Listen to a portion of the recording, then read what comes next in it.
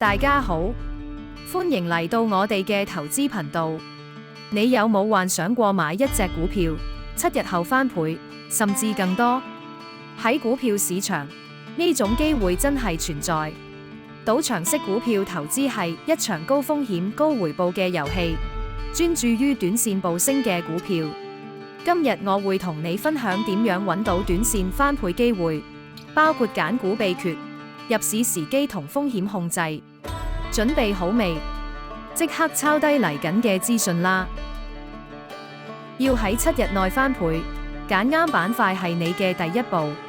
呢方面要留意3個條件：第一，題材夠熱；第二，細價股多；第三，波動性高。科技同醫藥板塊就係賭場式投資嘅黃金地，因為佢哋波動大，易受消息影響，特別係細價股容易炒高，一有消息就會爆邊。科技板塊會因為 AI 突破或雲服務之類嘅大單消息，吸引資金一窩蜂炒作。醫藥板塊就會因新藥試驗成功或者審批消息一出，令市場即刻瘋狂。搞掂板塊就可以留意個別股票，揾潛力股嘅第一步，首選係10蚊以內嘅細價股，因為佢哋上升空間大。第二就係留意成交量，譬如日成交量比起平均高2倍，係資金流入嘅信號。之後就係留意突發消息，例如新藥試驗成功、AI 合同或者財報超預期。實戰貼士：用 Finviz 篩選股價低於10蚊、成交量急升嘅科技或醫藥股，重點揾 AI、疫苗或新藥題材。篩選條件：市值低於5億美元，過去5日成交量增100% 嘅股票。揾到股票後，用技術分析揾入場時機。簡單方法係睇圖表 ，RSI 跌到30以下，代表超賣，可能反彈。股價突破20日均線，配合成交量放大，係上升信號。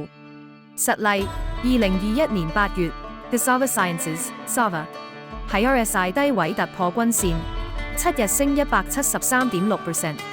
新手可以用 TradingView 學睇圖表，識 RSI 同均線就夠。設定止蝕位，例如跌10%就走，保護本金。實戰貼士：喺 Trading 要設 RSI 警報，當指標跌到30以下，即時通知你。仲有留意財報或新聞發佈後嘅第一個交易日，波動通常最大。建議使用免費工具，例如 Yahoo Finance 嘅圖表功能，驗證信號。賭場式投資講求快進快出，可能係 Day Trading 或1-2日平倉。股票升咗50%，已經係好成績。考慮走人，唔好貪心等100%。實例：2021年2月 ，Oxygen 7日升458.4%。我朋友喺高位走，賺咗150%，但貪心嘅人等到隻股票由高位回落，搞到輸突。學識喺高位食糊，唔好同市場糾纏。實戰貼士：用 Interactive Brokers 設自動止賺單，賺50% 即走。仲有避開盤後交易 After Hours， 因為波動更大。細價股容易受操控，記得見好就收。